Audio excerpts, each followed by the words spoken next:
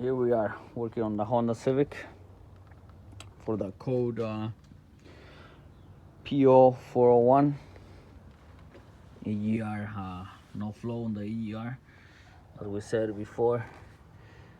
Okay, right here it's supposed to have vacuum coming out of the intake through the EGR. It was clogged. What you have to do is you have to clean the port.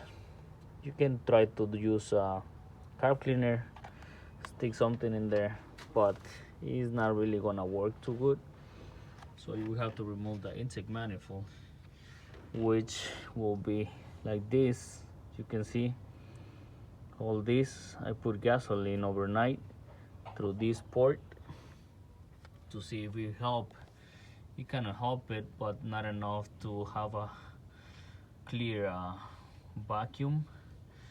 So if you don't have that flow, it will give you the code. See how is it? I'm gonna have to clean it, put a new gasket, put everything back together and drive it. Pretty sure the EGR is good. A lot of people, what they do, they don't check this and they put a new EGR. As you can see, I still have the old one. Everything is, just have to clean it, put it back, put new gaskets, and let's get rid of the P0401 code. Stay tuned. Thanks.